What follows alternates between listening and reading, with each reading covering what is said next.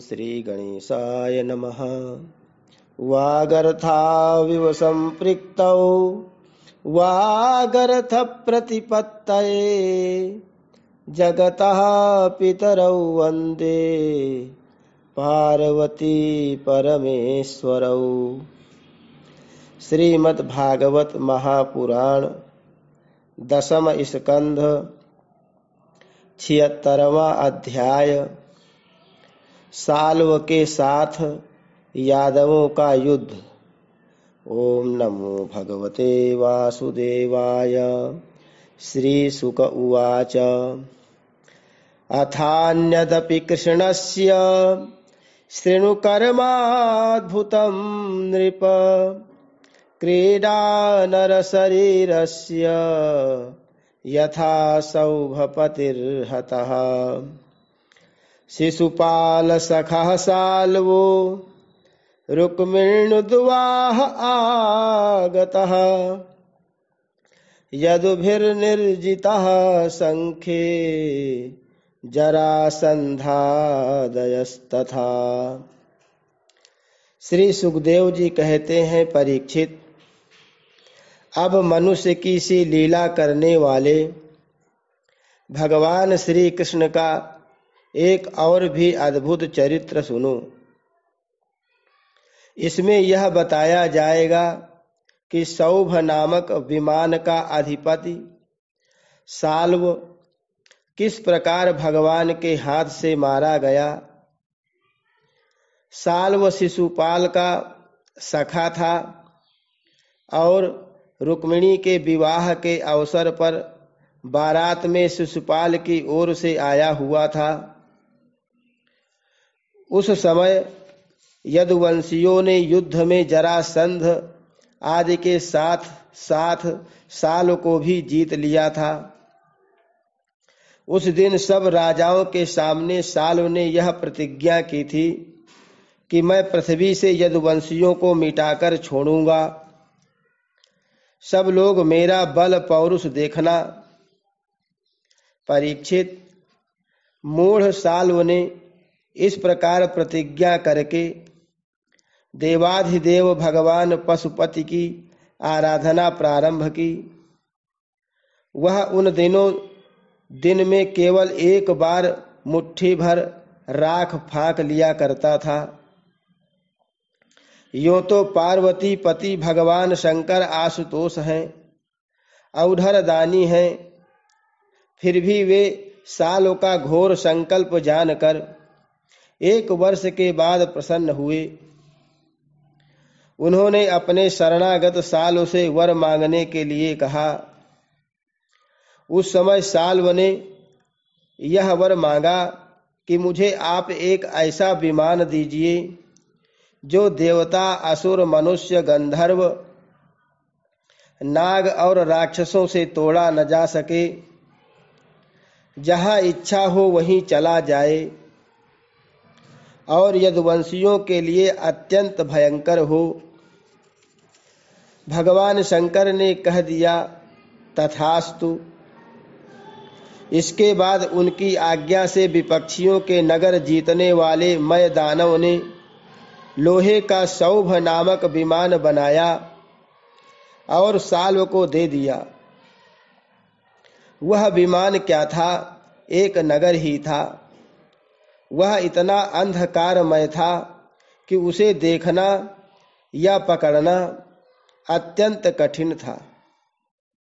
चलाने वाला उसे जहां ले जाना चाहता वहीं वह उसके इच्छा करते ही चला जाता था। साल्व ने वह विमान प्राप्त करके द्वारका पर चढ़ाई कर दी, क्योंकि वह वृषणिवंशी यादवों द्वारा किए हुए वैर को सदा स्मरण रखता था।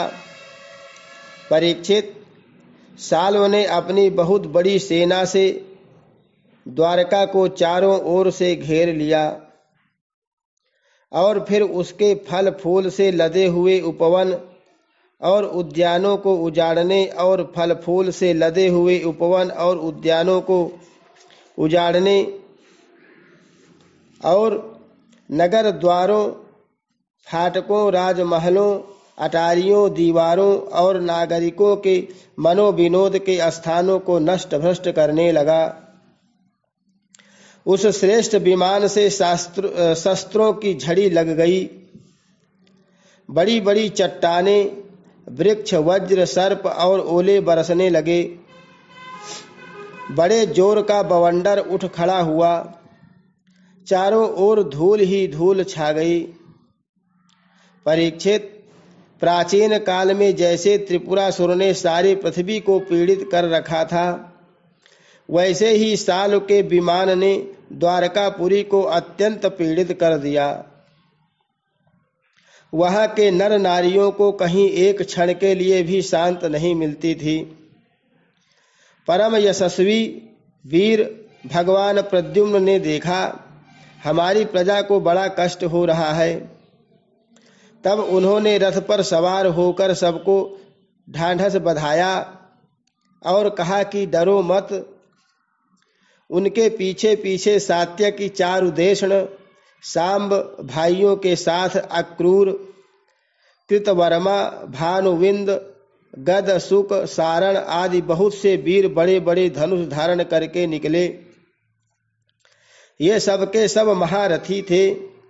सबने कवच पहन रखे थे और सबकी रक्षा के लिए बहुत से रथ, हाथी, घोड़े तथा पैदल सेना साथ साथ चल रही थी। इसके बाद प्राचीन काल में जैसे देवताओं के साथ असुरों का घमासान युद्ध हुआ था, वैसे ही साल के सैनिकों और यदुवंशियों का युद्ध होने लगा। उसे देखकर लोगों के रोंगटे खड़े हो जाते थे। प्रद्युम्न जी ने अपने दिव्य अस्त्रों से क्षण भर में ही सौभपति साल्व की सारी माया काट डाली। ठीक वैसे ही जैसे सूर्य अपनी प्रखर किरणों से रात्रि का अंधकार मिटा देते हैं। प्रद्युम्न जी के बाणों में सोने के पंख एवं लोहे के फल लगे हुए थे। उनकी गांठें जान नहीं पड़ती थी। उन्होंने ऐसे ही 25 बाणों से सालों के सेनापतियों को घायल कर दिया।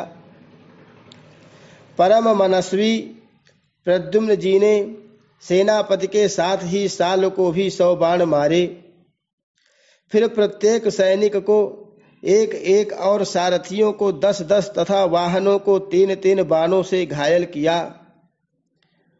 महामना प्रद्युम्न जी के इस अद्भुत और महान कर्म को देखकर अपने एवं पराये सभी सैनिक उनकी प्रशंसा करने लगे।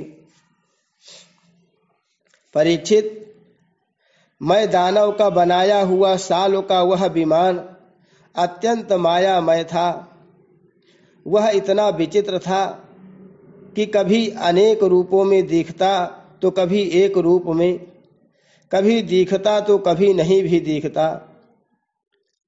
यदुवंशियों को इस बात का पता ही नहीं चलता कि वह इस समय कहाँ है।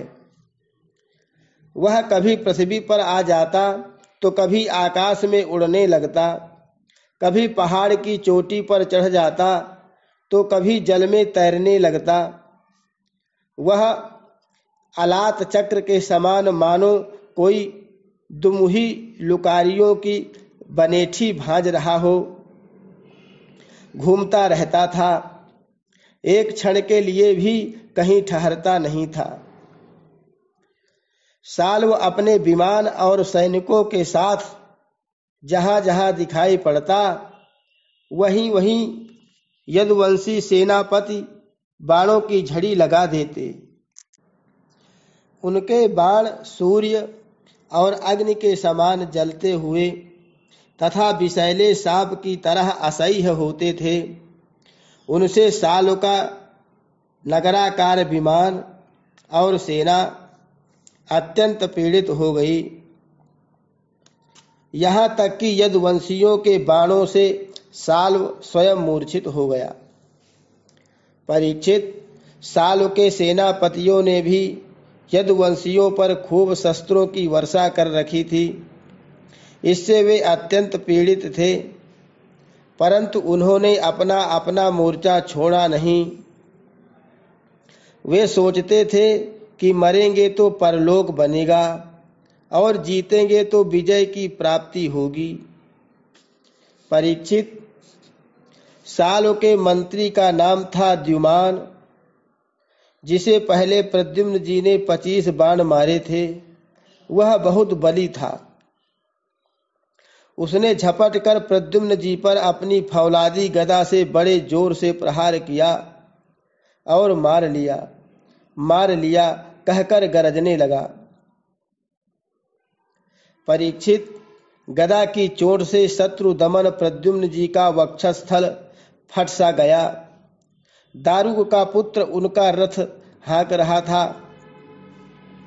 वह सारथी धर्म के अनुसार उन्हें रणभूमि से हटा ले गया।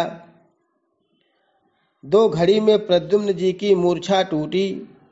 तब उन्होंने सारथी से कहा, सारथे, तूने ये बहुत बुरा किया। हाय हाय, तू मुझे रणभूमि से हटा लाया।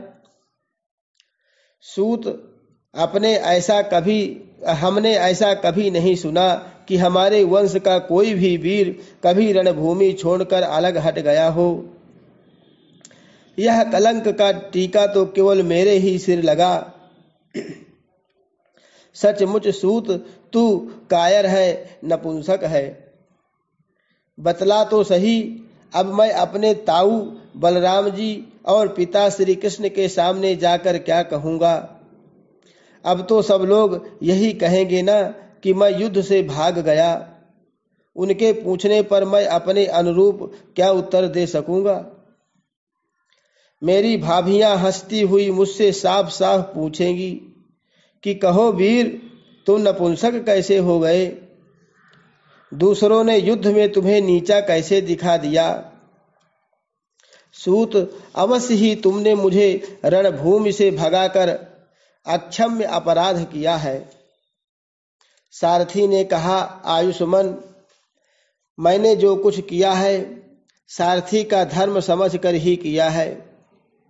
मेरे समर्थ स्वामी, युद्ध का ऐसा धर्म है कि संकट पड़ने पर सारथी रथी की रक्षा कर ले और रथी सारथी की। इस धर्म को समझते हुए ही मैंने आपको रणभूमि से हटाया है। शत्रु ने आप पर गदा का प्रहार किया था, जिससे आप मूर्छित हो गए थे। बड़े संकट में थे, इसी से मुझे ऐसा करना पड़ा। हरि शरणम। श्री कृष्णार्पणमस्तु।